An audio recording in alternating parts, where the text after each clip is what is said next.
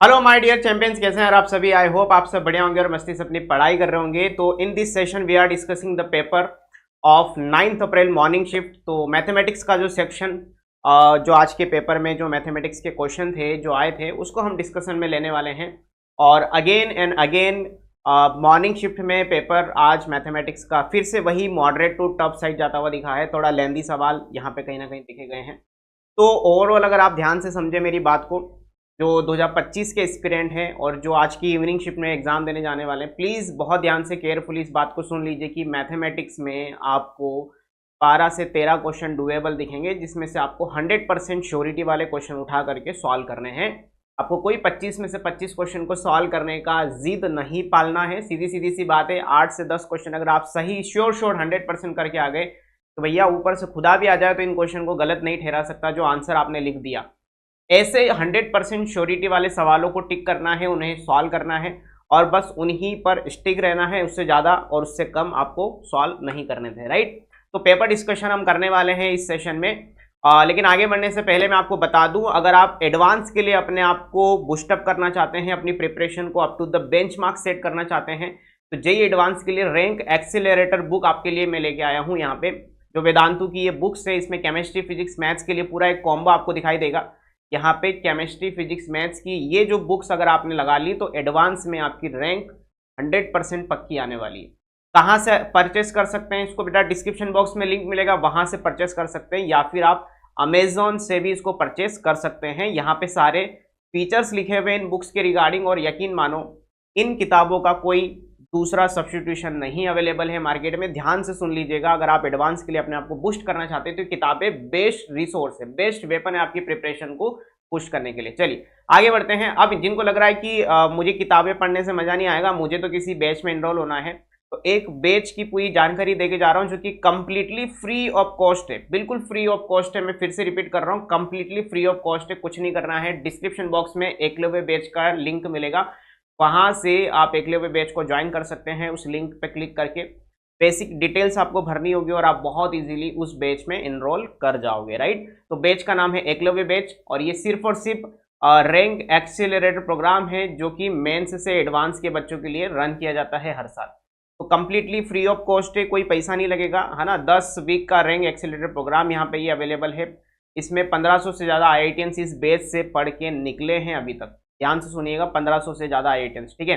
Candidates aiming to secure their IIT JEE seat then you can join, ठीक है। कुछ नहीं करना है, लिंक पे जाना है, क्लिक करना है, दैट्स इट। या फिर आप इस QR कोड को स्कैन करके भी ज्वाइन कर सकते हैं। उसके लिए आप ये PDF डाउनलोड कर सकते हैं, सेशन PDF डिस्क्रिप्शन बॉक्स में मिलेगा। वहां से इस थर्ड वाली स्लाइड पे ये जो QR कोड आपको दिख रहा होगा, इस QR कोड को भी स्कैन करके आप बैच को एनरोल कर सकते हैं, ठीक है। चलिए अब बिना देरी के शुरू करते हैं। पहला सवाल आपके सामने स्क्रीन पे, जो कि बेसिकली मैट्रिक्स एंड डिटरमिनेंट से, है ना, एडजॉइंट की प्रॉपर्टी को ध्यान में रखते हुए सवाल पूछा था। क्वेश्चन कहता है A is a 3x3 matrix, मतलब ऑर्डर जो है मैट्रिक्स का वो 3 है। Determinant of 3 times of adjoint of 2 times of adjoint of A is equal to 2 की पावर -13 3 की पावर -10। एंड एक एक्सप्रेशन और हमें दिया हुआ है जहां पे m और n अननोन है। यहाँ पे तो कहता है 2m + 2n की वैल्यू क्या होगी। बहुत छोटी छोटी सी प्रॉपर्टीज है जो आपको ध्यान में रखनी है। पहली प्रॉपर्टी तो ये है कि डिटरमिनेंट ऑफ k जो होता है ये k की power n into determinant a होता है, पहली प्रॉपर्टी। दूसरी प्रॉपर्टी हमें ये पता होना चाहिए कि determinant of adjoint of a जो होता है ये डिटरमिनेंट a की पावर n-1 होता है, जहाँ पे n जो है गिवन मैट्रिक्स का ऑर्डर होता है। बस ये दो प्रॉपर्टी को ध्यान में रखते हुए ये क्वेश्चन को सॉल्व करना है। और ऐसा एक क्वेश्चन बिल्कुल डिट्टो पिछली आने वाली शिफ्ट में निकल चुका है, वहां पे ये पूरा कैलकुलेशन मैंने करके भी बताया था। यहाँ पर भी मैं आपको बिल्कुल कैलकुलेशन के साथ सॉल्व करके दिखाऊंगा। तो हमारे पास ये जो डेटा लिखा हुआ है, ये लिखा हुआ है डिटरमिनेंट में 3 times of adjoint of 2 times of adjoint of A bracket close determinant close, इसकी वैल्यू दे रखी है 2 की पावर -13 इंटू 3 की पावर -10 हमें दिया हुआ है। अब इसको मुझे सॉल्व करना है, बहुत इजीली सॉल्व कर सकते हैं। सबसे पहले इस 3 को बाहर निकालेंगे ये वाली प्रॉपर्टी से, डिटरमिनेंट के ए वाली प्रॉपर्टी से। ये जो 3 है ये पावर में ऑर्डर लेके बाहर आ जाएगा। ऑर्डर बेटा इसका 3 है, तो 3 की पावर 3 बाहर आ जाएगा, अंदर बचेगा adjoint of 2 times of adjoint of A bracket close determinant close, और इधर आपके पास 2 की पावर वाला सीन चल ही रहा है। अब इसको आप x मान लो थोड़ी देर के लिए, तो ये लिखा हुआ है determinant of adjoint of x, तो इसको हम लिखेंगे डिटरमिनेंट ऑफ x की पावर n-1। ऐसा लिख सकते हैं हम। अभी जो प्रॉपर्टी मैंने बताई थी n बोले तो इसका ऑर्डर दैट इज 3 - 1, मतलब पावर में कितना हो जाएगा, पावर में हो जाएगा आपके पास 2। ओके, ये एक्सप्लेनेशन में इतना समय लग रहा है, वरना जब आपको सारी प्रॉपर्टी पता है ना, आपको अगर सारी प्रॉपर्टी पता है ना, तो आप मन में ये सारी चीजें फटाफट फटाफट एकदम एंड पे चले जाओगे, राइट है। अब यहाँ पर वापस इस 2 को आप बाहर निकालोगे तो 2 की पावर में ऑर्डर बन के बाहर निकलेगा, मतलब 2 की पावर 3 बाहर निकलेगा। ऑलरेडी पावर 2 इसके ऊपर रखी हुई है, तो 2 की टोटल पावर 6 निकलेगी। तो 3 की पावर 3, 2 की पावर 6, अंदर बचेगा डिटर्मिनेंट ऑफ एडजॉइंट ऑफ ए का होल स्क्वायर इक्वल टू, यहाँ पे जो चल रहा है वो एज इट इज यहाँ पे चलेगा। अब अगर आप थोड़ा सा और ध्यान से देखें तो फाइनली आपके पास ये एक्सप्रेशन की वैल्यू निकल के आ रही है 3 की पावर 3 इंटू 2 की पावर 6, और डिटर्मिनेंट ऑफ एडजॉइंट ऑफ ए जो है वो फिर से डिटर्मिनेंट ए की पावर n-1 हो जाएगा, मतलब इसकी पावर 2, और इसकी होल पावर में 2 यहाँ पे चल रहा था, डोंट फॉरगेट होल पावर में 2 चल रहा था। ये हो जाएगा 2 की पावर -13 इंटू 3 की पावर -10। अब देखो यहाँ से आपके पास डिटर्मिनेंट ए की होल पावर 4 निकल करके आ रही है। ये 3 और 2 की पावर को राइट साइड ले जाके डिवाइड में ले जाके पावर को ऊपर ले जाके सॉल्व कर सकते हैं। तो 2 की टोटल पावर हो जाएगी 13 और 6 19 माइनस का 19, और 3 की पावर हो जाएगी 10 और 3 माइनस का 13। अगर आप यहाँ से चाहें तो डिटर्मिनेंट ए का स्क्वायर निकाल सकते हैं, क्योंकि आपको आगे जरूरत पड़ेगी, ठीक है। जब आप इस एक्सप्रेशन को सॉल्व करोगे तो एट द एंड आपको डिटर्मिनेंट ए के स्क्वायर की जरूरत पड़ेगी। तो कुल मिला के 2 की पावर माइनस का 19/2 इंटू 3 की पावर -13/2 आपके पास ये डिटर्मिनेंट ए स्क्वायर की वैल्यू निकल के आ जाएगी। अब जो सेकंड एक्सप्रेशन हमें दिया है इसको हम सॉल्व करेंगे। सेम प्रोसेस है सॉल्व करने की। सबसे पहले डिटर्मिनेंट से 3 बाहर आएगा, तो 3 की पावर 3 हो जाएगा, अंदर determinant of adjoint of 2a बचेगा, और इक्वल टू 2 की पावर -m इंटू 3 की पावर -n यहाँ पे चल रहा है, ठीक है।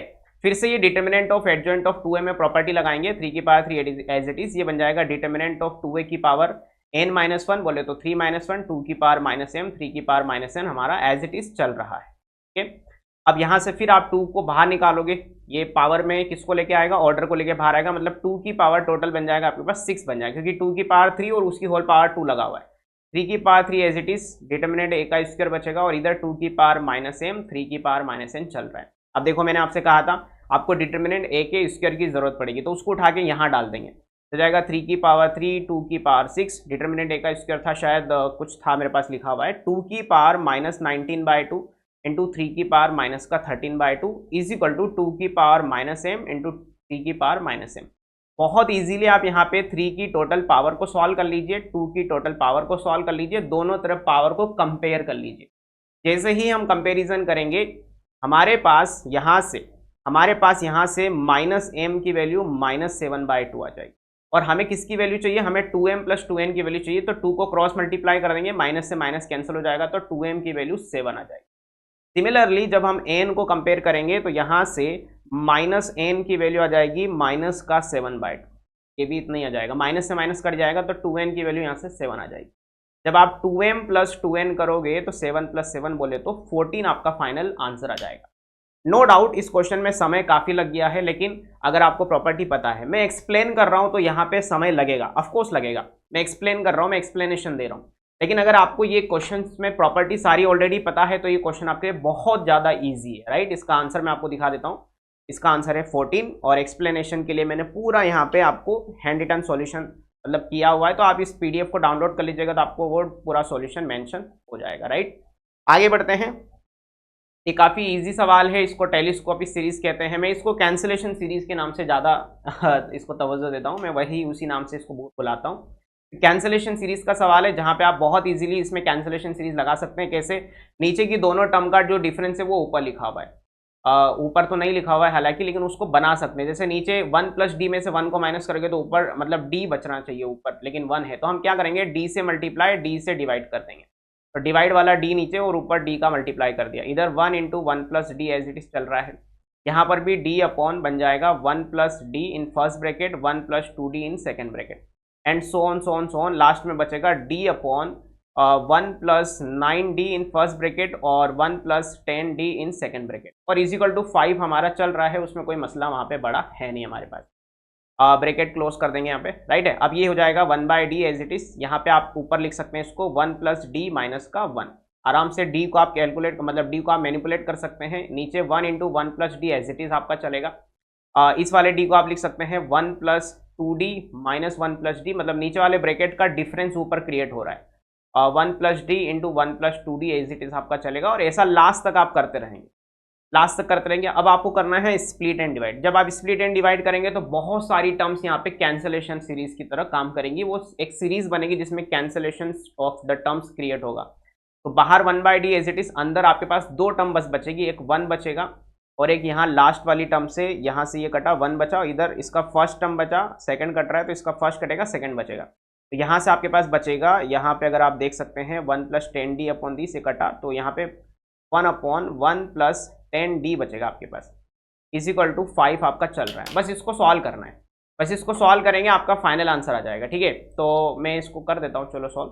बाहर 1/d एज इट इज है ना, 1 प्लस में या 1 माइनस में होगा, जो भी होगा आप यहाँ पे वो कैलकुलेशन कर लीजिएगा। इसको 5 के बराबर रखिए, तो यहाँ से आपके पास d की वैल्यू आ जाएगी, और d की वैल्यू आती है, आप बहुत इजीली 50d को कैलकुलेट कर सकते हैं। तो जो डेटा बच्चों ने दिया था उससे इसका आंसर 5 आ जाएगा, लेकिन मैंने इसका थोड़ा सा डेटा एक आध जगह पे और थोड़ा क्रॉस चेक किया था, तो कहीं पे बच्चा थोड़ा डिफरेंट डेटा दे रहा था, तो वहाँ पे 25 आंसर आता उस डेटा के हिसाब से।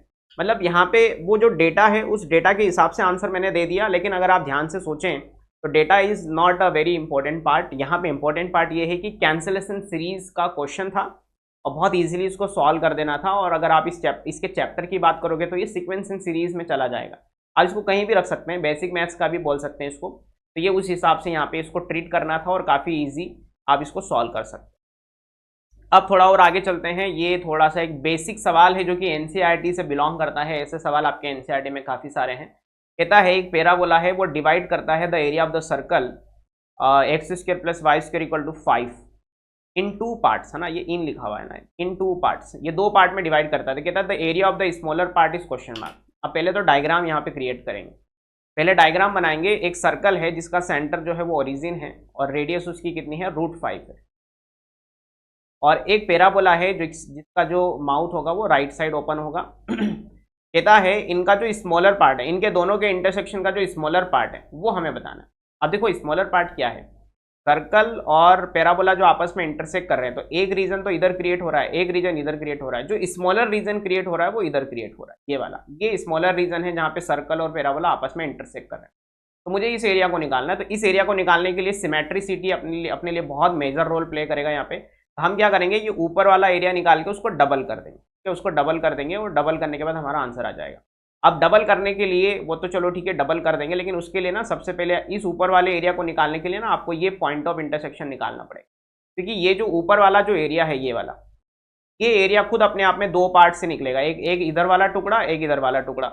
इधर वाला टुकड़ा आपका पैराबोला से बाउंडेड निकलेगा, इधर वाला टुकड़ा जो है वो आपका सर्कल से बाउंडेड एरिया है। तो कहीं ना कहीं यहाँ पर भी आपको थोड़ा सा समझदारी से काम करना पड़ेगा। ठीक है थोड़ा सा एनसीईआरटी लेवल का सवाल और थोड़ा कैलकुलेटिव भी है। तो जो हमारा रिक्वायर्ड एरिया है, मैं लिख देता हूँ थोड़ा डायरेक्ट, रिक्वायर्ड एरिया जो है वो 2 times of the area of this region. तो पहले यहाँ पे हमें ये पॉइंट ऑफ इंटरसेक्शन पे काम करना पड़ेगा। तो पॉइंट ऑफ इंटरसेक्शन के लिए क्या करेंगे, x² + y² की जगह हम रख देंगे 4x और माइनस का 5 बराबर 0, हो जाएगा x + 5 x - 1 = 0। तो यहाँ से x की वैल्यू -5 प्लस का 1 आ जाएगा। फर्स्ट क्वाड्रेंट का पॉइंट है तो x की वैल्यू यहाँ पे 1 रहने वाली है। और ये जो पॉइंट है ये हमारा √5 है, √5, 0, क्योंकि रेडियस इसकी √5 थी। और ये जो पॉइंट है ये 1 आ गया। तो हम 0 से 1 जाएंगे, फिर हम 1 से √5 जाएंगे, तब जाके हमारा एरिया निकलेगा। जब हम 0 से 1 तक ट्रैवल करेंगे तो पैराबोला हमारा फंक्शन होगा। तो यहाँ से पैराबोला से फंक्शन बनाओगे तो ये √4x करके फंक्शन बनेगा। और 1 से √5 के टाइम पे यहाँ से सर्कल से फंक्शन बनेगा 5 - x² का होल अंडर रूट और dx। और इसको हमने डबल तो खैर कर ही देना है, होल ब्रैकेट लगा दो और बहुत इजीली यहाँ से अब हमारा आंसर क्रिएट हो जाएगा। ठीक है, मैं एक एक करके दोनों टुकड़ों का एरिया निकाल के फिर डबल करते हुए दिखा देता हूँ। तो 0 से 1 हमें पहले जाना था, √4x करके फंक्शन है हमारे पास, √4 को बाहर निकाल दो, 2 हो जाएगा, अंडर √x बचेगा, √x का इंटीग्रेशन 2/3 x⁻³ और इंटीग्रेशन की वैल्यू 0 से 1 लगा दी, बाहर बन जाएगा 4/3, अपर माइनस लोअर करोगे तो 1 - 0 1 ही हो जाएगा। तो एक जो टुकड़ा है जो पैराबोला से बाउंडेड वो 4/3 आ जाएगा। दूसरे टुकड़े का एरिया निकालेंगे। अब हम 1 से √5 तक जाएंगे और फंक्शन हमारा था अंडर रूट के अंदर 5 - x², मतलब √5 का होल स्क्वायर माइनस x² के फंक्शन हो। तो इसमें वो बड़ा वाला फॉर्मूला साइन इनवर्स वाला वो लगा देंगे, बहुत इजीली आंसर आ जाएगा। तो जाएगा x/2 √a² - x² plus a²/2 sine inverse x/a, और लिमिट लगा देंगे 0 से लेकर के √5, ये हमने लिमिट लगा दी। रख दो इसके अंदर, √5 रखोगे तो ये पूरा 0 हो जाएगा, अगला वाला हो जाएगा 5/2, साइन इनवर्स 1 बोले तो π/2, 0 डालेंगे तो सब 0 हो जाएगा, ठीक है। तो ये बन जाएगा 5π/4, ये हमारे पास दूसरा एरिया जाएगा। अब इसको ट्वाइस करना है और दोनों को ऐड करके लिखना है, तो आपका जो रिक्वायर्ड एरिया है ना, रिक्वायर्ड एरिया हो जाएगा 2 टाइम्स ऑफ, पहला एरिया कितना आया था हमारा, A1 वाला एरिया हमारा आया था 4/3, और दूसरा एरिया हमारे पास जो आ रहा है वो ऐड कर देंगे 4/3 प्लस 5π/4। अब इसको थोड़ा कैलकुलेशन वगैरह आराम से आप यहाँ पे एलसीएम ले लीजिए, कैलकुलेशन कर लीजिए, आपका फाइनल आंसर आ जाएगा, ठीक है। तो ये काफ़ी इजी सवाल था, जो कि कंप्लीटली एनसीईआरटी लेवल पे बेस्ड एक सवाल था, जो कि बहुत इजीली आप इसको सॉल्व करके आ सकते थे, बस आपको थोड़ा सा धैर्यपूर्वक कैलकुलेशन यहाँ पे करना था। धैर्यपूर्वक का मतलब समझते हैं पेशेंस के साथ, ठीक है, थोड़ा पेशेंस रखना था और बाकी वो कैलकुलेशन ईजी। अब अगला सवाल है, इसमें ये फिर से एक बेसिक इंटीग्रेशन है, जो कि कहीं ना कहीं आपने देखा हुआ है। तो इंटीग्रेशन में लिखा हुआ है 2 माइनस का 10x, 10x को लिखेंगे साइन अपॉन कोस, नीचे लिखा हुआ है 3 plus 10x, 3 plus sine upon कोस, ठीक है। थोड़ा एलसीएम ले लेंगे तो हो जाएगा 2 cos x minus sine x upon 3 cos x plus sine x D. इस तरह के इंटीग्रेशन को हमने अपने पिछले डिस्कशन में कहीं ना कहीं सॉल्व किया हुआ है, जहाँ पे आप लिखते हैं न्यूमरेटर को मैनिपुलेट करते हैं, न्यूमरेटर को लिखेंगे a into denominator plus b into differentiation of denominator. ऐसा लिख करके हम इसमें क्या करेंगे, न्यूमरेटर को मैनिपुलेट करेंगे और फिर इस इंटीग्रेशन को डील करेंगे। जब इस इंटीग्रेशन को डील करेंगे तो ये इस तरीके की फोटो में निकल करके हमारे पास सामने आएगा। जब ये इस तरीके से निकल करके आएगा तो हम यहाँ से अल्फा, बीटा और गामा, ये गामा लिखा हुआ है ना, इसको हम कंपेयर कर लेंगे, और कंपेयर करने पर हमारे पास alpha plus gamma by beta की फाइनल वैल्यू निकल करके। तो I am not solving this completely this question, क्योंकि ये क्वेश्चन इस वैरायटी का हम कर चुके हैं और आपको आता भी है, तो इसकी कैलकुलेशन आराम से आप देख लेना।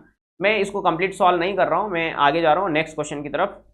अब अगला क्वेश्चन हमारे सामने फिर से स्क्रीन पे, नो डाउट ये क्वेश्चन भी थोड़ा कैलकुलेटिव जानबूझ के दिया हुआ है, बाकी इस क्वेश्चन में भी कुछ ऐसा है नहीं कि मतलब बहुत ज़्यादा एकदम रॉकेट साइंस लगवा दिया और बहुत खतरनाक वैसा दे दिया। कोई कॉन्सेप्चुअल सवाल नहीं है, बेसिक सवाल है, डिफरेंशिएशन का इसको कह सकते हैं आप, डिफरेंशियल कैलकुलस का सवाल है। बोलता है कि एक फंक्शन हम आपको दे रहे हैं, क्यूबिक फंक्शन, ठीक है सर जी, ये क्यूबिक फंक्शन है, और फिर कहता है कि फंक्शन में जब आप 1 डालते हो तो आंसर 40 आता है। ओके, तो हमने 1 डाला और 1 डालने के बाद 40 से इक्वेट कर दिया, तो ये बन जाएगा a plus B plus C plus 41।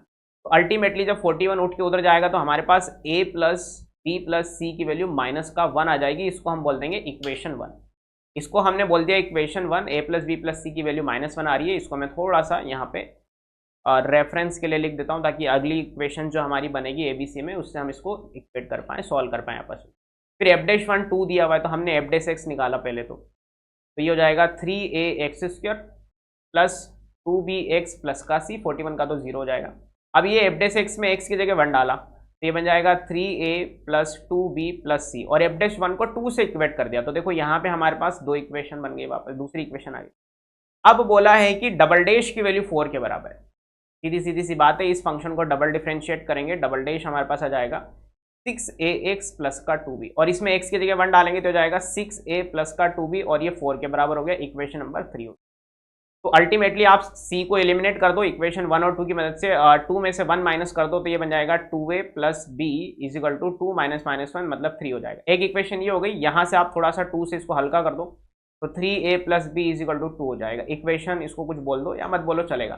तो ये इक्वेशन और इस इक्वेशन को आपस में हम सॉल्व करेंगे, मेरे ख्याल से सीधा सब्ट्रैक्ट ही कर दो, तो यहाँ से 3a माइनस 2a a हो जाएगा, b से b कट जाएगा, 2 माइनस 3 माइनस का 1, तो a की वैल्यू -1 आ जाएगी। a की वैल्यू -1 आ जाएगी, तो हम माइनस का 3 प्लस b बराबर 2 करेंगे तो b की वैल्यू 5 आ जाएगी। मैं लिख देता हूँ, a की वैल्यू -1 आ गई, b की वैल्यू -5 आ गई, और c की वैल्यू हम निकाल सकते हैं आराम से, a प्लस बी प्लस सी -1 था, तो a प्लस बी प्लस सी -1 था, तो c मेरे ख्याल से आ जाएगा -6 और उधर गया -1 प्लस 6 मतलब 5 आ जाएगा, c की वैल्यू 5 आ जाएगी।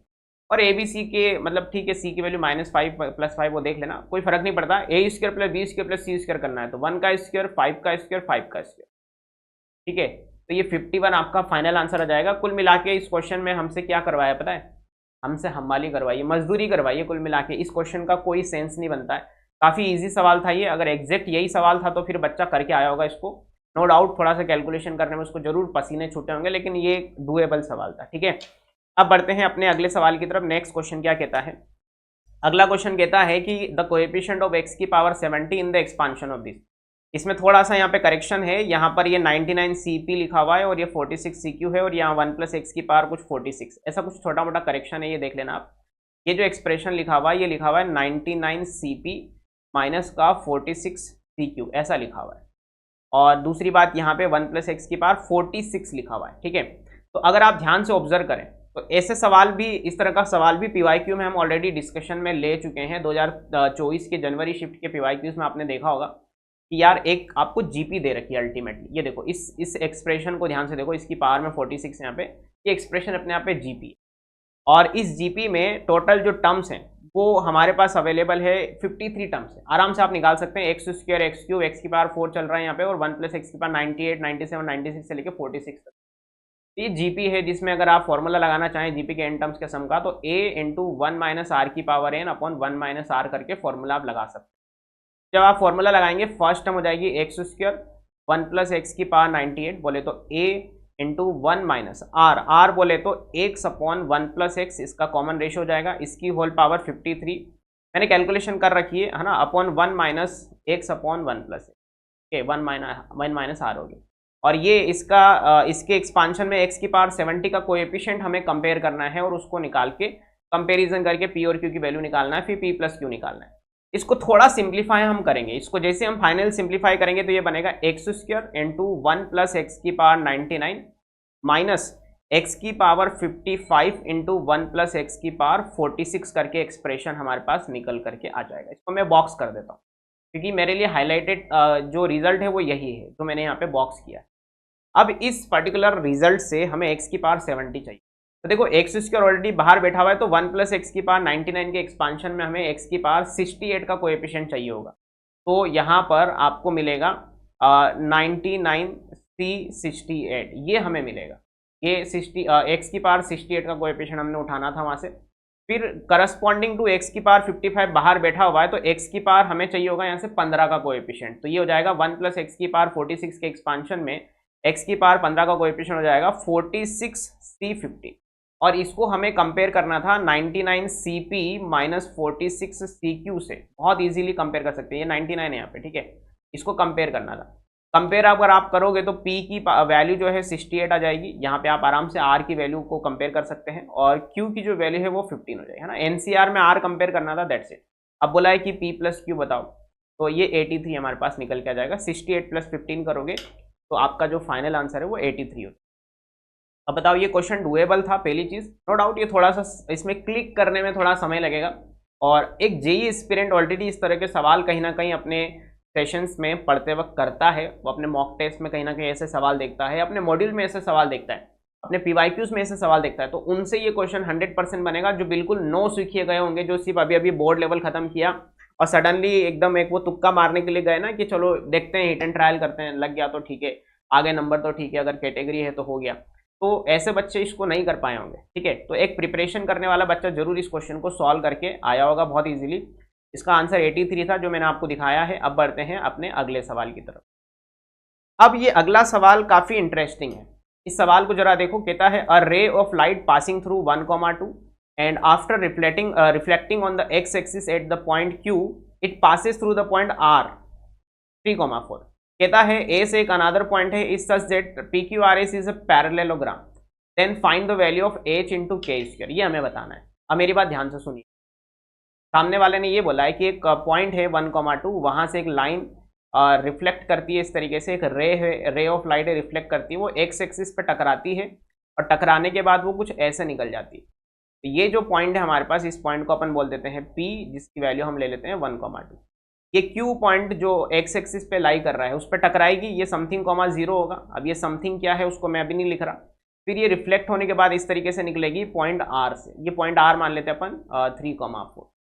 एक पॉइंट S इस तरीके से है कि ये जो पॉइंट S यहीं ले लेते हैं, इस तरीके से है कि भैया आपका जो PQRS है, PQRS अपने आप में एक पैरेललोग्राम है जो कि दिख रहा है आपको बहुत इजीली, ठीक है। अब कहता है h × k² बताओ। देखो इस एस पॉइंट के कोऑर्डिनेट अगर आपने निकाल दिए तो आपका काम सॉर्टेड है। फिर अब थोड़ा सा दिमाग लगाते हैं यहाँ पे, दिमाग ये लगाते हैं कि देखो हमें पता होता है कि पैरेललोग्राम में ना जो डायगोनल होते हैं वो बाइसेक्ट करते हैं। हम क्या करेंगे, PR का डायगोनल का मिड पॉइंट निकालेंगे, मतलब डायगोनल का मिड पॉइंट बाइसेक्ट करता है ना। मैं अपने स्टेटमेंट को थोड़ा करेक्ट करता हूँ, जो पैरेललोग्राम होता है उसमें डायगोनल्स के मिड पॉइंट कोइंसाइड होते हैं, मतलब इस डायगोनल का मिड पॉइंट बराबर इस डायगोनल का मिड पॉइंट। तो पी आर के डायगोनल का मिड पॉइंट बराबर क्यू एस के डायगोनल का मिड पॉइंट, तो इन दोनों के मिड पॉइंट बराबर होने चाहिए। अभी मैं क्यू को थोड़ा होल्ड पे रखा हुआ हूं, पहले आप ये देखो कि पी आर का मिड पॉइंट क्या होगा। Mid point of P R क्या होने वाला है, ये कितना हो जाएगा 3 और 1 4/2, है ना। मिड पॉइंट कैसे निकालते हैं, x1 + x2/2, 3 और 1 4/2 मतलब 2 हो जाएगा, 4 और 2 6/2 मतलब 3 हो जाएगा।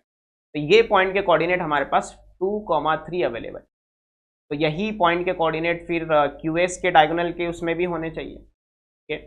अच्छा, एक चीज और यहाँ पर हम ये ऑब्जर्व करते हैं कि Q का x कोऑर्डिनेट क्या है, वो हमारे पास अभी अवेलेबल नहीं है। ठीक है, वो हमारे पास अभी अवेलेबल नहीं है, लेकिन उसको हम अवेलेबल करवा सकते हैं। कैसे देखते हैं, सोचते हैं थोड़ा सा, कैसे सोचेंगे इसको। या फिर चलो Q का जो x कोऑर्डिनेट है उसको छोड़ो अभी के लिए, उसको सोच लेंगे आराम से।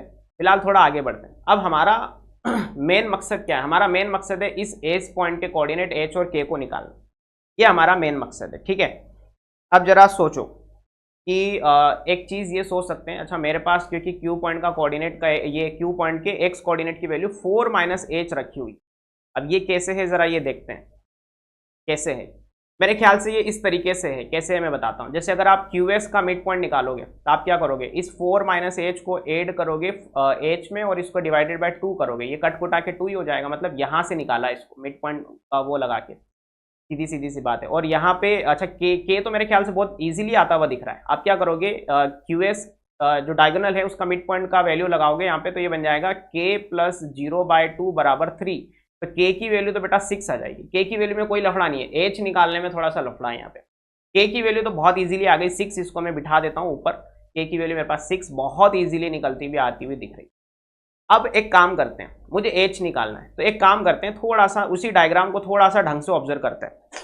देखो, अगर मैं थोड़ा सा ऑब्जर्वेशन अपना बढ़ाऊं, मैं क्या करता हूं, इस QR को थोड़ा सा पीछे की तरफ बढ़ा सकता हूं, इस सेगमेंट को, इस लाइन सेगमेंट को थोड़ा नीचे बढ़ाया मैंने, और मैंने क्या कर दिया, इस P का जो इमेज है along with the x axis, बेटा डोंट फॉरगेट ये हमारा एक्स एक्सिस है, क्योंकि सामने वाले ने क्लियर बोला है कि ये एक्स एक्सिस है, और ये हमारे काम का नहीं था, इसको हटा देते हैं इस कैलकुलेशन। ठीक है, तो मैंने क्या कर दिया, इस एक्स एक्सिस में P पॉइंट का इमेज लिया, तो जब इमेज लूंगा तो वो इस सेगमेंट पे आके गिरेगा, तो ये हो जाएगा, मान लीजिए P' है। P' क्या हो जाएगा, जब आप एक्स एक्सिस में किसी भी पॉइंट का इमेज लेते हैं तो एक्स कोऑर्डिनेट तो वही रहेगा, वाई कोऑर्डिनेट में माइनस का मल्टीप्लाई हो जाएगा, तो भैया 2 का नेगेटिव क्या हो जाएगा, -2 हो जाएगा। और 1, 2 वैसे भी दिख रहा है कि फर्स्ट क्वाड्रेंट का पॉइंट है, एक्स एक्सिस में इमेज लोगे तो फोर्थ क्वाड्रेंट में चला जाएगा, और फोर्थ क्वाड्रेंट का जो पॉइंट होता है उसमें एक्स पॉजिटिव वाई नेगेटिव होता है।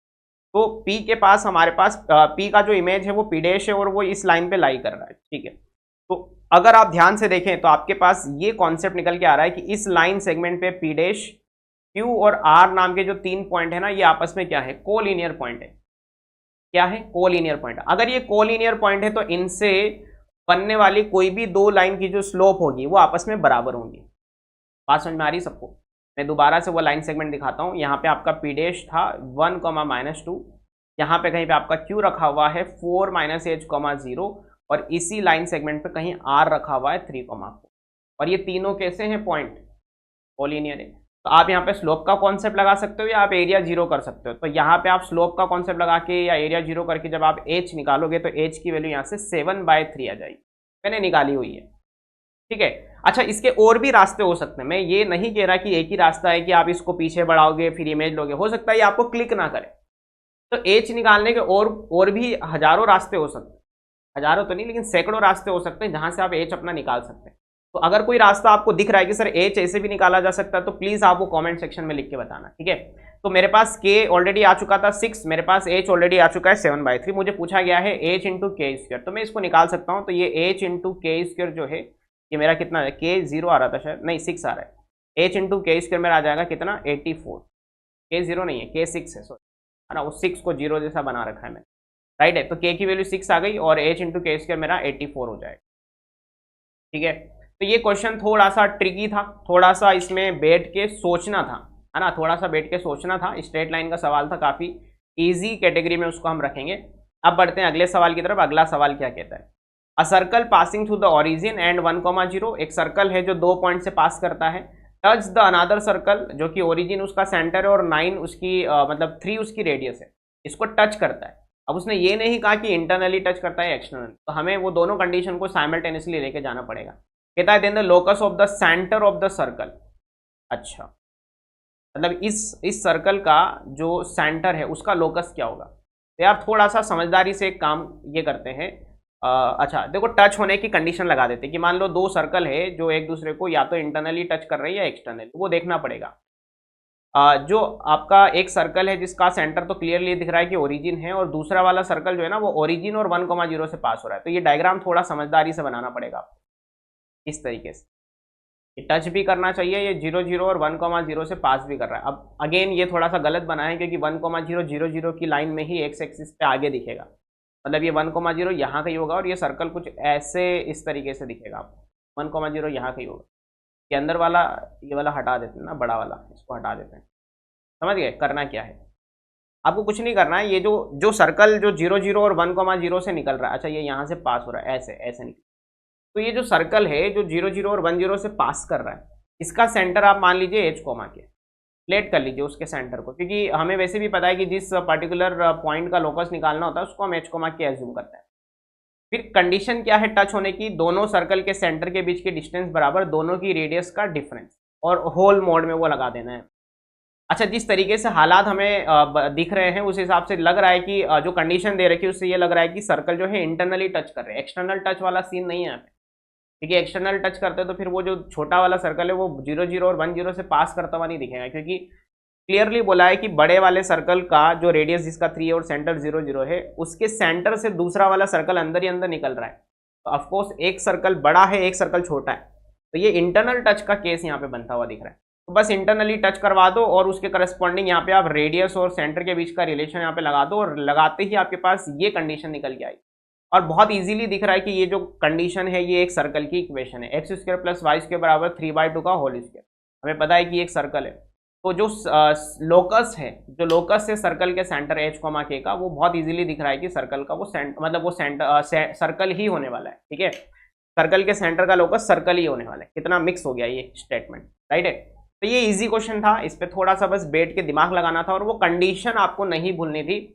मैंने यहाँ पे top 20 questions of conic section लिया था, याद होगा आपको, इसी चैनल पे मैंने टॉप 20 क्वेश्चन ऑफ कॉनिक लिया था। तो वहाँ पर मैंने सर्कल के कुछ सवाल लिए थे, जहाँ पर मैंने सर्कल में कॉमन टेंजेंट, टच करने की कंडीशन, ऑर्थोगोनल की कंडीशन, इंटरसेप्ट की कंडीशन, उस सब पे मैंने एक एक सवाल लिए थे। तो जिन बच्चों ने वो सेशन देखा होगा ज़रूर उनको ये टच करने वाली कंडीशन याद रह गई होगी, और वहाँ से फिर क्वेश्चन बन गया होगा। ये ईजी था, सवाल तो ईजी था, ठीक है, कंडीशन बस याद होनी चाहिए। अब अगला सवाल वेक्टर से मुझे दिखा, जो कि अगेन एक काफ़ी इजी सवाल है। इस सवाल में क्या बोला गया है, बोला गया है कि ए बी सी 3 वेक्टर है। ए वेक्टर ये दिया है जिसमें अल्फा अननोन है, बी वेक्टर साफ सुथरा दिया है, और बोला है आगे बोला है कि सी वेक्टर जो है वो ए वेक्टर प्लस बी वेक्टर के बराबर है।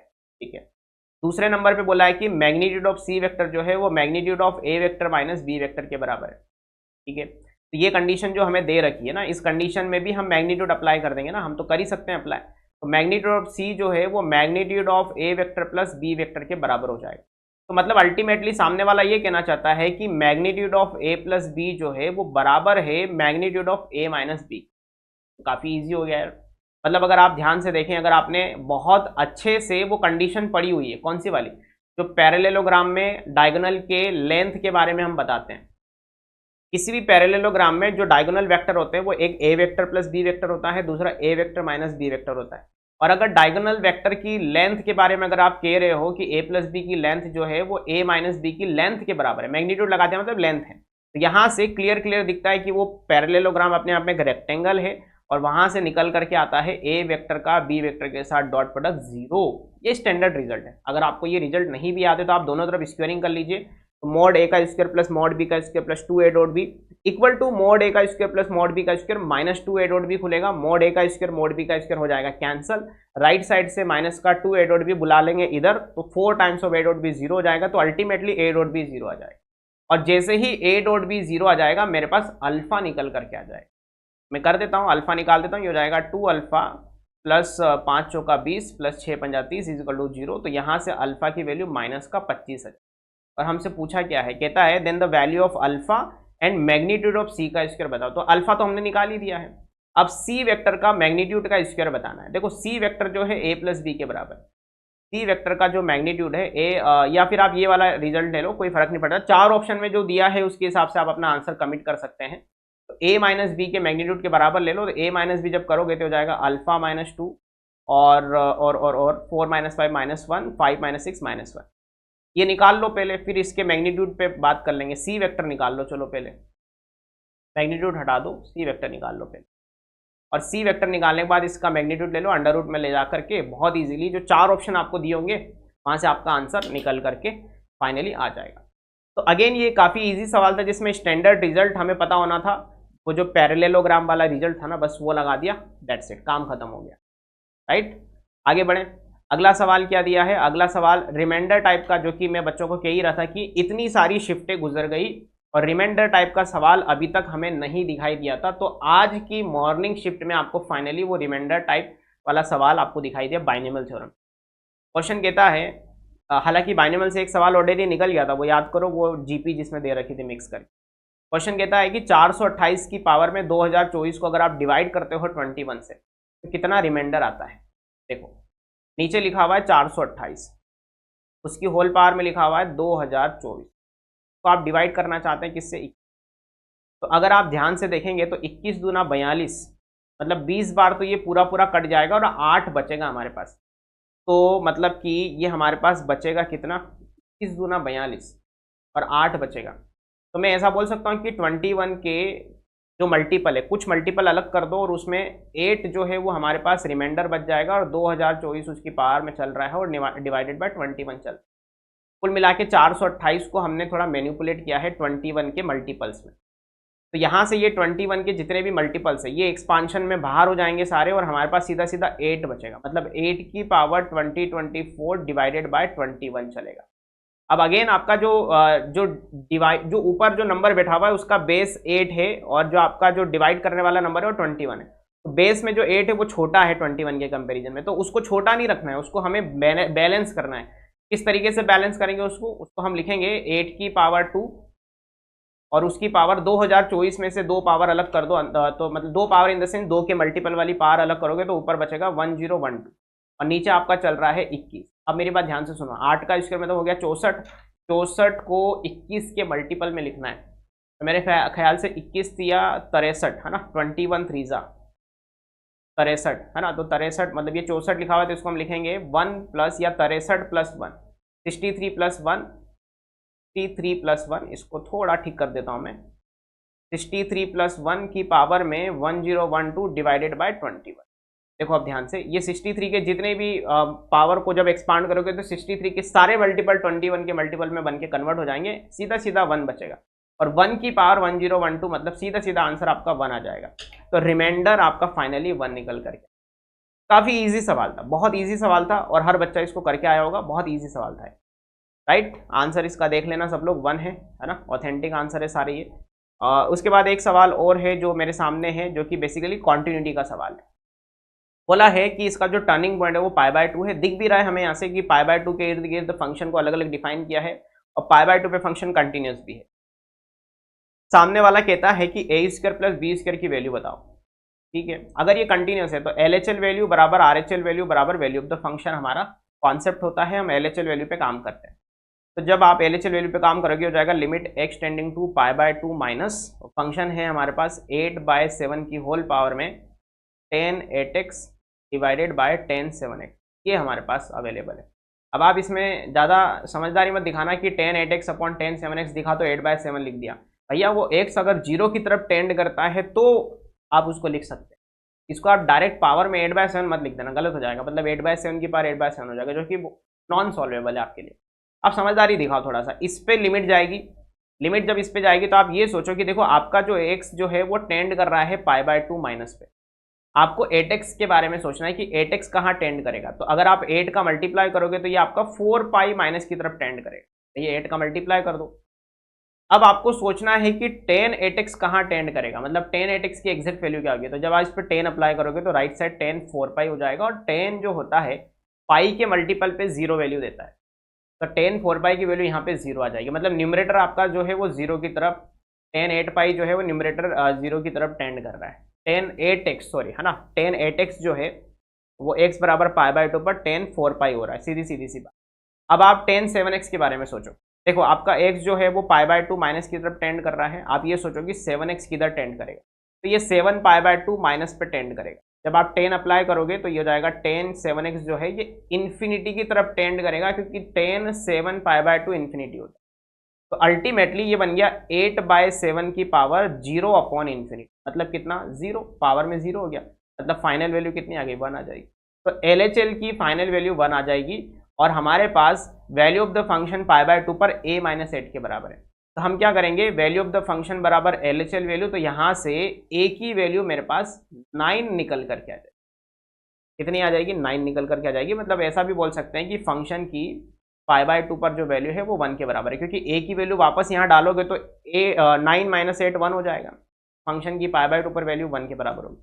अब बस RHL वैल्यू निकालना है आपको, है ना, RHL वैल्यू निकालना है। तो ये जाएगा limit x tending to pi by 2 plus, और पाई बाय 2 प्लस मतलब सेकंड क्वाड्रेंट। सेकंड क्वाड्रेंट में कॉट नेगेटिव होता है, टेन भी नेगेटिव होता है, तो सीधी सीधी सी बात है, ये बन जाएगा 1 माइनस कॉट एक्स।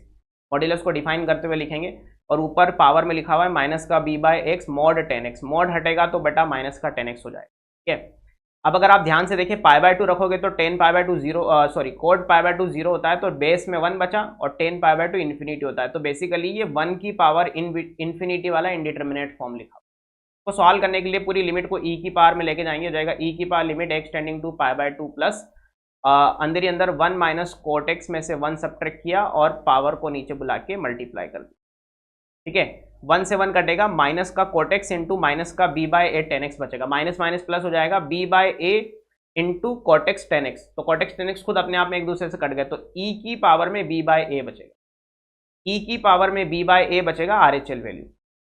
और फंक्शन की पाई बाय 2 पर वैल्यू किसके बराबर थी, 1 के बराबर थी, मैंने 1 के बराबर कर दिया। 1 बोले तो e की पावर 0, मतलब कि यहाँ से b बाय ए की वैल्यू 0 आ जाएगी, तो यहाँ से b की वैल्यू 0 आ जाएगी। अच्छा, a की वैल्यू मेरे पास कितनी थी, 9 थी। सामने वाला आपसे a square plus B square की डिमांड कर रहा है, तो a square plus B square आपका कितना हो जाएगा, 9 का स्क्वायर 81, 0 का स्क्वायर 0, दोनों को ऐड करोगे तो फाइनल आंसर आपका यहाँ पे 81 आएगा। आ गई बात समझ में सब? तो इसका फाइनल आंसर 81 है। किधर गया, इसका आंसर मेंशन नहीं किया है, कोई बात नहीं, बट आप समझ गए ना करना क्या है। अब मैं अगले सवाल की तरफ अप्रोच कर रहा हूँ। ये काफ़ी स्टैंडर्ड रिजल्ट पर बेस्ड सवाल है। देखो यहाँ पे लिखा हुआ है कॉस थीटा इंटू में कॉस टी माइनस थीटा, है ना, इंटू में कॉस ऑफ 60 प्लस थीटा। इसका जो रिजल्ट होता है वो होता है 1/4 कॉस ऑफ 3 थीटा के बराबर होता है। मतलब अल्टीमेटली 1/4 कॉस 3 थीटा जो है वो लेस देन इक्वल टू 1/8 है। तो कहता है find the sum value of the theta in the 0 से 2 pi where cos 3 theta is minimum sorry maximum. Cos 3 theta अगर मैक्सिमम है तो सोचो आप इस एक्सप्रेशन की जगह पर हमने लिखा 1/4 कॉस 3 थीटा और ये लेस देन इक्वल टू 1/8 के बराबर है। 4 से कर दिया क्रॉस मल्टीप्लाई, तो कॉस 3 थीटा जो है वो less than equal to half हो जाएगा। यहाँ से क्लियरली दिख रहा है कि कॉस 3 थीटा जो है वो 1/2 के बराबर उससे छोटा है। तो कॉस 3 थीटा की जो मैक्स वैल्यू है वो क्लियर दिख रही है हाफ। कितनी दिख रही है, हाफ दिख रही है। तो कॉस 3 थीटा की मैक्स वैल्यू हाफ हो जाएगी। तो हमें बस ये बताना था भाई साहब यहाँ से कॉस 3 थीटा की मैक्स वैल्यू अगर हाफ है तो 3 थीटा कितना हो जाएगा। जनरली अगर आप लिखोगे जनरल सॉल्यूशन तो 2n pi plus minus theta लिख दोगे। n आपका इंटीजर से बिलोंग कर रहा है। अब आपको अपने आंसर देने हैं 0 से 2 पाई वाले इंटरवल। तो 0 से 2 पाई वाले इंटरवल एक बार क्रॉस चेक कर लेते हैं इंटरवल। हाँ, 0 से 2 पाई वाला इंटरवल है। तो इस इंटरवल में कौन कौन से थीटा एग्जिस्ट करेंगे, जिसके लिए यहाँ पर आप n की वैल्यू अलग अलग पुट करते चलो तो आपको दिखेगा π/9, 5π/9, 7π/9 से लेकर के 17π/9 तक ये इतने सारे सॉल्यूशन देंगे और इन सब को जैसे ही आप ऐड करोगे आपका आंसर आ जाएगा 6π। आंसर कितना आ जाएगा, 6π आ जाएगा। तो ये भी काफ़ी स्टैंडर्ड रिजल्ट पर बेस्ड एक सवाल था जिसको बच्चा इजीली करके आया होगा। अगर आपको रिजल्ट पता है तो आप करके आ जाओगे, अदरवाइज अगर रिजल्ट नहीं पता है, ट्रिग्नोमेट्री से डर लगता है तो फिर ये सवाल नहीं बनाओ। और इसमें अगर आपने रिजल्ट लगा भी दिया उसके बावजूद भी अगर आप वहाँ पे वो थीटा की वैल्यूज अगर काउंट नहीं कर पाए तो ऑफकोर्स वहाँ पे भी फिर वो डाउट सा क्रिएट हो जाता है। ठीक है, तो वो क्वेश्चन भी थोड़ा सा डुएबल था। अगर आप थोड़ा अच्छे लेवल पे प्रैक्टिस करके गए हैं क्वेश्चन की तो वो क्वेश्चन डुएबल था। अब आते हैं आज के सेशन के सबसे लास्ट क्वेश्चन पे। Alpha beta are the roots of this equation. बहुत आसानी से आप अल्फा और बीटा की वैल्यू निकाल सकते हैं, या आप यहाँ पे अल्फा प्लस बीटा और अल्फा इंटू बीटा निकाल लीजिए। तो अल्फा प्लस बीटा मेरे ख्याल से 2√2 हो जाएगा, अल्फा बीटा आपका हो जाएगा 1 के बराबर। इंडिविजुअली अल्फा बीटा निकालना है तो आपको यहाँ पे श्रीधराचार्य फॉर्मूला लगाना पड़ेगा, जिसको हम क्वाड्रेटिक फॉर्मूला के नाम से भी जानते हैं। कहता है then the equation whose roots are alpha की पावर 4 प्लस बीटा की पावर 4 एंड दिस। तो हमें एक इक्वेशन का फॉर्मेशन करना है जिसमें पहला जो रूट है, फर्स्ट रूट जो है वो हमारा अवेलेबल है अल्फा की पावर 4 प्लस बीटा की पावर 4, और दूसरा रूट कुछ ऐसा दिया हुआ है। तो हम इसको सॉल्व कर सकते हैं, कोई बड़ी बात नहीं है। इसको आप सॉल्व करिए। कैसे सॉल्व करोगे? आपको पहला रूट निकालना है, तो उसका आप लिखो अल्फा स्क्वायर का स्क्वायर प्लस बीटा स्क्वायर का स्क्वायर। इसको आप फर्दर लिखोगे अल्फा प्लस बीटा का होल स्क्वायर माइनस में 2 अल्फा बीटा, ऐसा आप लिख दीजिए। सही लिख रहा हूँ मैं?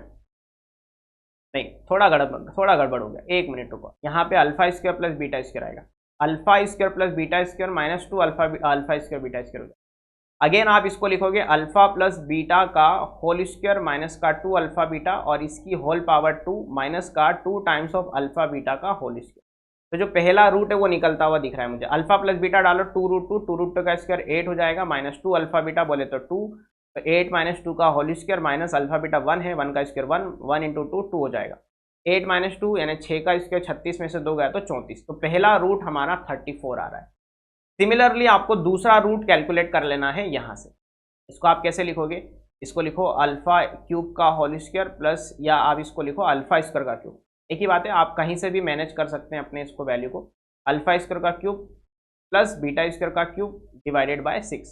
ऊपर आपको A cube plus B cube दिख रहा होगा, ये हो जाएगा A plus B in first bracket, A square minus A B plus B square in second bracket divided by 6 आपका हो जाएगा। ठीक है, अब alpha square plus beta square को फिर आप लिखो, इसको लिखो अल्फा प्लस बीटा का होल स्क्वायर माइनस का 2 अल्फा बीटा ब्रैकेट क्लोज, और अल्फा की पावर 4 प्लस बीटा की पावर 4 अभी अभी हमने निकाला है, कितना आया था? 34 था। ठीक है, तो इसकी प्लस इसकी वैल्यू 34 है, minus alpha square beta square 1 हो जाएगा डिवाइडेड बाय 6 आपका चल रहा है। बेटा अल्फा प्लस बीटा कितना हो गया? 2√2 का स्क्वायर हो जाएगा 8 माइनस का 2 अल्फा बीटा, मतलब 8 माइनस 2 उधर हो जाएगा 33 डिवाइडेड बाय 6। तो 8 में से 2 गया, 6 से 6 कटा तो 33 बचेगा। तो ऐसी इक्वेशन हमें बनानी थी जिसके रूट 33 और 34 थे। तो भैया जिसके रूट 33 और 34 थे निकाल सकते हैं यार। इक्वेशन बनानी है तो X square minus the sum of the root into product of the root बराबर 0। बहुत इजीली आपकी 4 ऑप्शन में ये क्वाड्रेटिक इक्वेशन दिख जाएगी। X square minus 67x plus का 1122 इजिकल टू 0। नो डाउट इस क्वेश्चन में भी थोड़ी कैलकुलेशन है, लेकिन ये डुएबल सवाल है। कैसा सवाल है? डुएबल सवाल है। डुएबल का मतलब समझ लो मैथमेटिक्स के सारे धुरंधरों के। तो मैथमेटिक्स में मोटा मोटा ये सारे सवाल मुझे मॉर्निंग शिफ्ट के मिले थे, ये मैंने आपको समझा दिए हैं, बता दिए हैं। अब जाते जाते मैं एक छोटा सा अनाउंसमेंट करके जा रहा हूँ। अगर आपको लग रहा है कि आपने मेंस के साथ साथ दूसरी एग्जाम्स के भी फॉर्म भरे हैं, just like WBJEE, PIT BITSAT है ना, MST CT KCET, और आपको लग रहा है कि यार इसकी प्रिपरेशन में वो कॉन्फिडेंट नहीं आ रहा है अंदर से, मुझे थोड़ा सा मटेरियल चाहिए, मुझे थोड़ा सा सपोर्ट चाहिए, तो वो सारा सपोर्ट वेदांतु की तरफ से आपको मिलेगा। तो वेदांतु की एक टेस्ट सीरीज लॉन्च की गई है इन सारी एग्जाम्स के रिगार्डिंग, जहां पर सिर्फ और सिर्फ 499 रुपये में आपको वो कोई भी टेस्ट सीरीज आप परचेस कर सकते हैं उस एग्जाम से रिलेटेड। वहां पे आपको फुल टेस्ट, पार्ट टेस्ट इस तरीके से अवेलेबल रहेंगे अलोंग विद द सॉल्यूशन। 499 रुपये में आप खरीद सकते हैं। डिस्क्रिप्शन बॉक्स में लिंक मिलेगा। लिमिटेड ऑफर है, लिमिटेड टाइम के लिए ऑफर है, उसके बाद शायद प्राइस यहाँ पे इंक्रीज हो जाए, तो मैं आपको बता रहा हूँ पहले से ही। साथ ही साथ मैं आपको ये भी बता देता हूँ कि भैया जाते जाते वापस से वही बात दोहरा देता हूँ जहाँ से मैंने अपना सेशन शुरू किया था कि वेदांतु का रैंक एक्सीलरेटर बुक यहाँ पे अवेलेबल है एडवांस के लिए, तो आप चाहें तो परचेस कर सकते हैं। केमिस्ट्री, फिजिक्स, मैथ्स के लिए ये अल्टीमेट बुक्स है जिसमें आप बहुत ईजिली हर एक चैप्टर को डिवाइड किया हुआ इंटू 2 पार्ट्स, पार्ट ए और पार्ट बी, और हर एक पार्ट में एक इंपॉर्टेंट जो वो रेलेवेंट पोर्शन एडवांस के लिए देना चाहिए। बस इतना बेंचमार्क मटेरियल सेट कर रखा है कि इतना पढ़ के चले जाओ, आपका काम हो जाएगा। क्योंकि एडवांस एक ऐसी एग्जाम है जिसमें आपको पता नहीं होता है कि क्या पढ़ें क्या छोड़ के जाएं। जनरली आपने ऐसा देखा भी होगा ना, यूपीएससी एस्पिरेंट के बारे में लोग कहते हैं कि एक यूपीएससी एस्पिरेंट को लगता है कि यार मैं दुनिया का हर नॉलेज ले लूँ, दुनिया का, इंडिया का छोड़ो, पूरे दुनिया का हर नॉलेज ले लूँ तभी मेरा एग्जाम निकलेगा। ऐसा नहीं है। समझदारी इस बात में है कि आप वो रेलेवेंट पोर्शन पढ़ के जाओ जहां से आपके एग्जाम्स में सवाल आने की संभावना सबसे ज्यादा हो।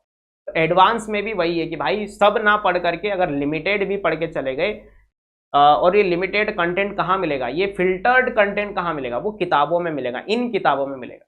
तो आप इनको परचेस कर सकते हैं। ये बहुत ज़्यादा महंगी नहीं है, आराम से आप इसको परचेस कर सकते हैं। इसके लिए डिस्क्रिप्शन बॉक्स में लिंक मिलेगा, वहाँ से आप इसको परचेस कर सकते हैं। कैश ऑन डिलीवरी अवेलेबल है, अमेजोन से भी आप इसको परचेस कर सकते हैं, या वेदांतु के स्टोर पे भी चले जाएंगे तो वहाँ पे सब मिल जाएगा आपको बेटा, वो सारा सपोर्ट कंटेंट मिल जाएगा जो आपको ज़रूरत है। साथ ही साथ अगर आपको लग रहा है कि यार कोई फ्री का भी कुछ दे के जाओ सर, तो फ्री के लिए एकलव्य बैच है, वेदांतु की एकलव्य बैच जो एडवांस के लिए बिल्कुल रन की जाती है, कंप्लीटली फ्री ऑफ कॉस्ट है। जो शुरुआत में भी मैंने बताया था, अभी दोबारा बता रहा हूँ, इसको भी ज्वाइन करने के लिए डिस्क्रिप्शन बॉक्स में एक लिंक मिलेगा, वहाँ से आप ज्वाइन कर सकते हैं। इसकी जो सेलाइन फीचर है वो आप देख लीजिए आराम से, कि कंप्लीटली जेईई एडवांस के लिए प्रिपेयर किया गया प्रोग्राम है, जहाँ पे मास्टर मेंटर्स आपको मेंटरिंग देते हैं। साथ ही साथ आपका WBJW और UG ट्रिपल जैसी एग्जाम्स का भी प्रिपरेशन साथ साथ होता चलता जाता है। और एडवांस की टेस्ट सीरीज इसमें इंक्लूड है, एब्सोल्युटली फ्री ऑफ कॉस्ट है बेटा ना, एब्सोल्युटली फ्री ऑफ कॉस्ट है, कोई पैसा नहीं लगेगा, कोई आपसे रजिस्ट्रेशन चार्ज भी नहीं लिया जाएगा। डिस्क्रिप्शन में लिंक दिया है, फ्री ऑफ कॉस्ट है, जा करके रजिस्टर कर लीजिए और एकलव्य बैच का पूरा फायदा उठा लीजिए, ठीक है, क्योंकि हजारों बच्चे यहाँ पे इनरोल करते हैं और उसमें से सैकड़ों बच्चे एडवांस क्वालिफाई भी कर जाते हैं। That's it. तो that is all for today, मिलते हैं अगले सेशन में, बाय बाय, टेक केयर।